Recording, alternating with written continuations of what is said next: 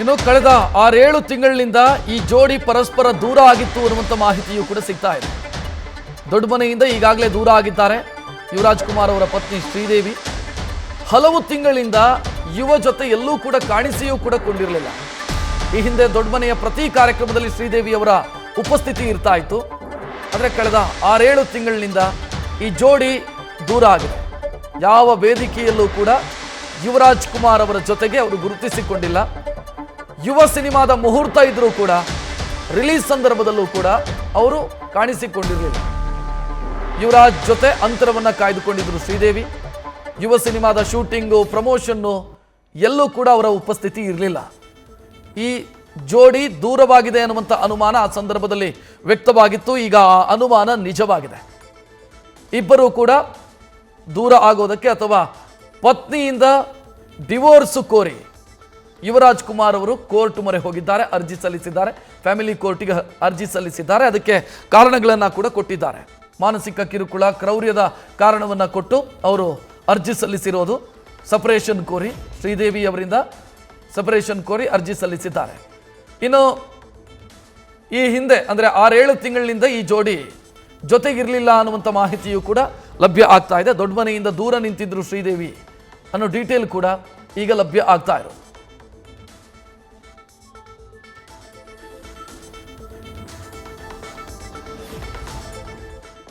ಈ ಬಗ್ಗೆ ಹೆಚ್ಚಿನ ಡೀಟೇಲ್ ನೀಡೋದಕ್ಕೆ ನಮ್ಮ ಪ್ರತಿನಿಧಿ ಭರತ್ ನೇರ ಸಂಪರ್ಕದಲ್ಲಿ. ಭರತ್, ಹಂಗಿದ್ರೆ 6-7 ತಿಂಗಳ ಹಿಂದೆ ಸೃಷ್ಟಿಯಾಗಿದ್ದಂಥ ಅನುಮಾನ ಈಗ ನಿಜ ಆಗಿದೆ.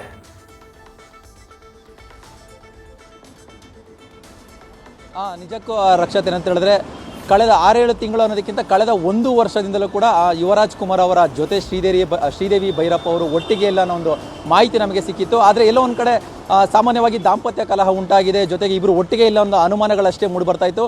ಕ್ಲೋಸ್ ಪರ್ಸನ್ಸ್ ಅಂದರೆ ಅಣ್ಣವರ ಫ್ಯಾಮಿಲಿಗೆ ಮತ್ತು ರಾಘವೇಂದ್ರ ರಾಜ್ಕುಮಾರ್ ಅವರ ಫ್ಯಾಮಿಲಿಗೆ ಸಂಬಂಧಪಟ್ಟಂತೆ ಒಂದಿಷ್ಟು ಆಪ್ತರ ಜೊತೆ ಮಾತಾಡಿದಾಗೂ ಕೂಡ ಒಟ್ಟಿಗೆ ಇಲ್ಲ ಅನ್ನೋ ಒಂದು ಎಕ್ಸ್ಕ್ಲೂಸಿವ್ ಮಾಹಿತಿ ಕೂಡ ನಮಗೆ ಸಿಕ್ಕಿತ್ತು. ಆದರೆ ಈಗ ಅಂದರೆ ಅಧಿಕೃತವಾಗಿ ಕಾನೂನಿನ ಮುಖಾಂತರವಾಗಿ ಇಬ್ಬರು ಸಪರೇಟ್ ಆಗೋದಕ್ಕೆ ನಿರ್ಧಾರ ಮಾಡಿದ್ದಾರೆ.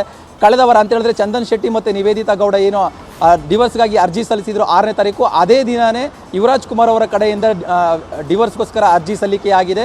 ಸೊ ಈಗಾಗಲೇ ಇದು ಕನ್ಫರ್ಮ್ ಆಗಿದೆ. ಅಂದರೆ ಕಾನೂನಿನ ಮುಖಾಂತರ ಯುವರಾಜ್ ಕುಮಾರ್ ಅವರು ದೂರ ಆಗೋದಕ್ಕೆ ನಿರ್ಧಾರ ಮಾಡಿದ್ದಾರೆ. ಇಲ್ಲಿ ವಿಶೇಷವಾಗಿ ಮತ್ತೊಂದು ಗಮನಿಸಬೇಕೇನಂತ ಹೇಳಿದ್ರೆ, ಯುವರಾಜ್ ಕುಮಾರ್ ಅವರು ಮತ್ತು ಶ್ರೀದೇವಿ ಭೈರಪ್ಪ ಅವರದು ಒಂದು ಲವ್ ಕಮ್ ಅರೇಂಜ್ ಮ್ಯಾರೇಜ್ ಅಂತ ಹೇಳ್ಬೋದು. ಯಾಕಂತ ಹೇಳಿದ್ರೆ ಅವರು ಅಂದರೆ 2019ರಲ್ಲಿ ಮದುವೆ ಆಗಿದ್ದಾರೆ. ಅದಕ್ಕೂ ಮುಂಚೆ ಸುಮಾರು 7 ವರ್ಷಗಳಿಂದ ಅವರ ನಡುವೆ ಒಂದು ಬಾಂಧವ್ಯ ಇತ್ತು.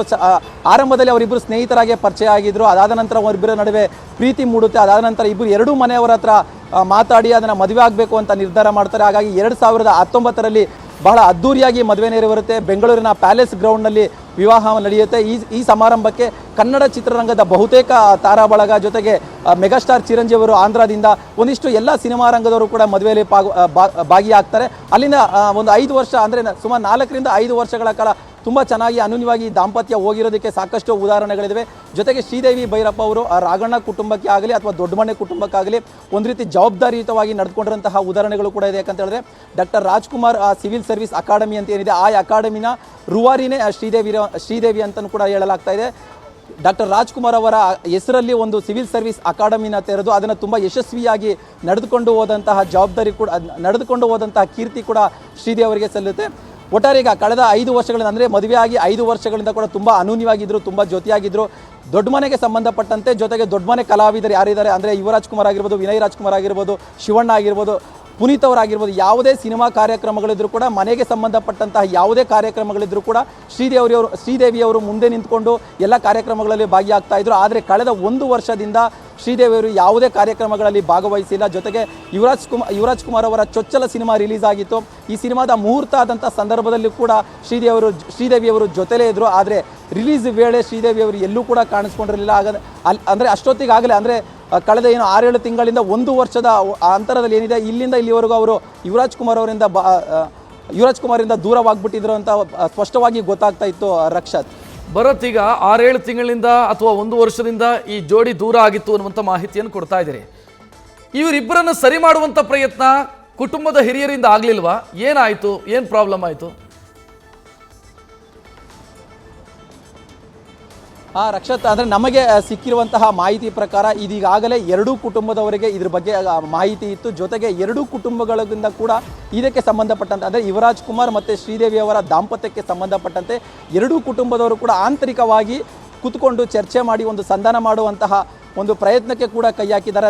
ಅಂದರೆ ಶ್ರೀದೇವಿ ಮನೆಯವರು ಜೊತೆಗೆ ಯುವರಾಜ್ ಕುಮಾರ್ ಮನೆಯವರು ಎರಡೂ ಕುಟುಂಬದವರೆಗೂ ಇವರ ದಾಂಪತ್ಯದಲ್ಲಿ ಆಗಿರುವಂತಹ ಭಿನ್ನಾಭಿಪ್ರಾಯಗಳು ಜೊತೆಗೆ ಇವರಿಬ್ಬರ ನಡುವೆ ಆಗಿರುವಂತಹ ಮನಸ್ತಾಪಗಳ ಬಗ್ಗೆ ಅರಿವಿತ್ತು. ಹಾಗಾಗಿ ಎರಡೂ ಕುಟುಂಬದವರು ಕೂಡ ಒಂದು ಪ್ರಯತ್ನವನ್ನು ನಡೆಸಿದ್ದಾರೆ. ಯಾಕಂತ ಹೇಳಿದ್ರೆ ದೊಡ್ಡ ಮನೆ ಫ್ಯಾಮಿಲಿ, ಅಂದರೆ ಅಣ್ಣವರ ಫ್ಯಾಮಿಲಿ ಅನ್ನೋದು ಇಡೀ ಭಾರತೀಯ ಚಿತ್ರರಂಗದಲ್ಲಿ ಒಂದು ಗೌರವಾನ್ವಿತವಾಗಿ ನಡೆದುಕೊಂಡಿರುವಂತಹ ಕುಟುಂಬ. ಈ ಕುಟುಂಬದಲ್ಲಿ ಈ ರೀತಿಯಾದ ಒಂದು ಏನು ದಾಂಪತ್ಯ ಕಲಹ ಉಂಟಾಗಿದೆ. ಜೊತೆಗೆ ಇವರು ಡಿವೋರ್ಸ್ ತಗೊಳ್ಳೋ ಹಂತಕ್ಕೆ ಹೋಗಿದ್ದಾರೆ ಅಂತ ಹೇಳಿದ್ರೆ ಎಲ್ಲೋ ಒಂದು ಕಡೆ ನಿಜಕ್ಕೂ ಆ ಕುಟುಂಬಕ್ಕೆ ಒಂದು ರೀತಿಯ ಕಪ್ಪು ಚುಕ್ಕಿ ಆಗ್ಬಿಡುತ್ತೆ. ಹಾಗಾಗಿ ತುಂಬ ಆಂತರಿಕವಾಗಿ ಸಾಕಷ್ಟು ಪ್ರಯತ್ನ ಪಟ್ಟಿದ್ದಾರೆ. ಎರಡೂ ಕುಟುಂಬದವರು ಕೂಡ ಸಾಕಷ್ಟು ಇಬ್ಬರನ್ನ ಕೂರಿಸ್ಕೊಂಡು ಸಂಧಾನ ಮಾಡುವಂತಹ ಪ್ರಯತ್ನ ಎಲ್ಲ ಮಾಡಿದ್ದಾರೆ. ಆದರೆ ಎಲ್ಲೋ ಒಂದು ಕಡೆ ಈ ಪ್ರಯತ್ನ ಸಫಲ ಆಗಿಲ್ಲ ಅಂತಲೇ ಗೊತ್ತಾಗ್ತಾ ಇದೆ. ಯಾಕಂತ ಹೇಳಿದ್ರೆ ಹಿರಿಯವರು ರಾಘಣ್ಣ ಅವರಾಗಿರ್ಬೋದು ಮತ್ತು ಶ್ರೀದೇವಿ ಕುಟುಂಬದವರು ಇಬ್ಬರು ಕೂಡ ಎಷ್ಟೇ ಪ್ರಯತ್ನ ಪಟ್ಟರು ಕೂಡ ಇವರಿಬ್ಬರ ನಡುವೆ ಅಂತ ಹೇಳಿದ್ರೆ ಶ್ರೀದೇವಿ ಮತ್ತು ಯುವರಾಜ್ ಕುಮಾರ್ ಅವರ ನಡುವೆ ಉಂಟಾಗಿರುವಂತಹ ಮನಸ್ತಾಪ ಮತ್ತು ಭಿನ್ನಾಭಿಪ್ರಾಯಗಳು ಏನಿದೆ ಅದನ್ನು ಸಂಧಾನ ಮಾಡ್ಕೊಳ್ಳೋದ್ರಲ್ಲಿ ಎಲ್ಲೋ ಒಂದು ಕಡೆ ಸಫಲವಾಗಿಲ್ಲ ಅಂತ ಗೊತ್ತಾಗ್ತಾ ಇದೆ. ಆದ್ದರಿಂದನೇ 1 ವರ್ಷಗಳ ಕಾಲ ಅವರಿಬ್ಬರು ದೂರವಿದ್ದರೂ ಕೂಡ ಅವರು ವಿಚ್ಛೇದನ ತಗೊಳ್ಳೋದನ್ನ ಹಂತಕ್ಕೆ ಹೋಗಿರಲಿಲ್ಲ. ಆದರೆ ಈಗ ಸುಮಾರು 1 ವರ್ಷದ ನಂತರ ಅವರು ವಿಚ್ಛೇದನ ತಗೊಳ್ಕೊಳ್ಬೇಕು ಅಂತ ನಿರ್ಧಾರ ಮಾಡಿ ಈಗ ಕಾನೂನಿನ ಮೂಲಕ ಅವರು ಸಪ್ರೇಟಾಗಿ ಆಗಲೇಬೇಕು ಅಂತ ನಿರ್ಧಾರ ಮಾಡಿ ಮುಂದೆ ಹೋಗಿರುವಂಥದ್ದು. ಇಲ್ಲಿ ಇನ್ನೊಂದು ಗಮನಿಸಬೇಕಾಗಿರೋದಂದರೆ ಸದ್ಯಕ್ಕೆ ಯುವರಾಜ್ ಕುಮಾರ್ ಅವರ ಕಡೆಯಿಂದ ಮಾತ್ರ ಇಲ್ಲಿ ಡಿವೋರ್ಸ್ ಪಿಟಿಷನ್ ಸಲ್ಲಿಕೆ ಆಗಿರುವಂಥದ್ದು. ಈ ವಿಚಾರದಲ್ಲಿ ಶ್ರೀದೇವಿ ಅವರ ನಡೆ ಏನಾಗಿರುತ್ತೆ ಮತ್ತು ಈಗೇನು ಯುವರಾಜ್ ಕುಮಾರ್ ಅವರು ಒಂದು ಡಿವೋರ್ಸ್ ಹೋಗಿದ್ದಾರೆ ಕಾನೂನಿನ ಪ್ರಕಾರ. ಸೊ ಇದಕ್ಕೆ ಶ್ರೀದೇವಿ ಅವರು ಯಾವ ರೀತಿ ಅದಕ್ಕೆ ಒಂದು ಪ್ರತಿರೋಧ ತೋರ್ತಾರೆ, ಯಾವ ರೀತಿ ಒಂದು ಪ್ರತಿಕ್ರಿಯೆಯನ್ನು ಕೊಡ್ತಾರೆ, ಇದನ್ನು ಯಾವ ರೀತಿ ಅವರು ಕಾನೂನಾತ್ಮಕವಾಗಿ ಟ್ಯಾಕಲ್ ಮಾಡ್ತಾರೆ, ಜೊತೆಗೆ ಕುಟುಂಬದವರು ಇದನ್ನು ಯಾವ ರೀತಿ ನಿಭಾಯಿಸ್ತಾರೆ ಅನ್ನೋದು ಈಗ ಸಾಕಷ್ಟು ಚರ್ಚೆಗೆ ಕೂಡ ಕಾರಣವಾಗ್ತಾ ಇದೆ. ಒಟ್ಟಾರೆ ಪ್ರಯತ್ನಗಳಂತೂ ಆಗಿದೆ. ಅಂದರೆ ದೊಡ್ಡ ಮನೆ ಫ್ಯಾಮಿಲಿ ಆಗಿರೋದ್ರಿಂದ ಎರಡೂ ಫ್ಯಾಮಿಲಿಗಳ ನಡುವೆ ಪ್ರಯತ್ನವಾಗಿದೆ. ಜೊತೆಗೆ ಇಂಡಸ್ಟ್ರಿಗೆ ಸಂಬಂಧಪಟ್ಟವರು ಯುವರಾಜ್ ಕುಮಾರ್ ಅವರಿಗೆ ತೀರಾ ಆಪ್ತರಾಗಿರುವಂತಹ ಕೆಲವು ನಿರ್ಮಾಪಕರಿಗೂ ಕೂಡ ಅಂದರೆ ದಾಂಪತ್ಯದಲ್ಲಿ ಕಲಹ ಇರೋದು ಗೊತ್ತಾಗಿತ್ತು. ಸೊ ಯುವ ಸಿನಿಮಾ ಏನು ಮೊದಲ ಸಿನಿಮಾ ಯುವ ಸಿನಿಮಾ ಮಾಡಬೇಕಾದ್ರೆ ಕೂಡ ಈ ಒಂದು ವಿಚಾರ ಸಾಕಷ್ಟು ಚರ್ಚೆ ಆಗ್ತಾ ಇತ್ತು. ಸೊ ಆಗಲೇ ಕೂಡ ಯುವರಾಜ್ ಕುಮಾರ್ ಅವರ ಜೊತೆಗೆ ಒಂದಿಷ್ಟು ಮಾತುಕತೆಯನ್ನು ಮಾತಾಡಿದ್ರು. ದಾಂಪತ್ಯ ಸರಿ ಮಾಡಿಸ್ಕೊಳ್ಳೋ ವಿಚಾರದಲ್ಲಿ ಒಂದಿಷ್ಟು ಸಂಧಾನಗಳು ಕೂಡ ಆಗಿತ್ತು. ಎಲ್ಲೋ ಒಂದು ಕಡೆ ಈ ಸಂಧಾನಗಳು ಈ ಪ್ರಯತ್ನಗಳು ಸಕ್ಸಸ್ ಆಗಲಿಲ್ಲ ಅಂತ ಈಗ ಸ್ಪಷ್ಟವಾಗಿ ಗೊತ್ತಾಗ್ತಾ ಇದೆ. ಹಾಗಾಗಿ ಯುವರಾಜ್ ಕುಮಾರ್ ಅವರು ಕಾನೂನಿನ ಮುಖಾಂತರ ಹೋಗಿ ಈ ದಾಂಪತ್ಯವನ್ನು ಅಂತ್ಯ ಮಾಡ್ಕೊಳ್ಬೇಕು ಅಂತ ನಿರ್ಧಾರಕ್ಕೆ ಬಂದಂತೆ ಕಾಣ್ತಾ ಇದೆ. ರಕ್ಷತ್, ನ್ಯೂಸ್ ಫಸ್ಟ್ ನಿರ್ಭೀತಿಯಿಂದ ನಿಮ್ಮ ಪರವಾಗಿ.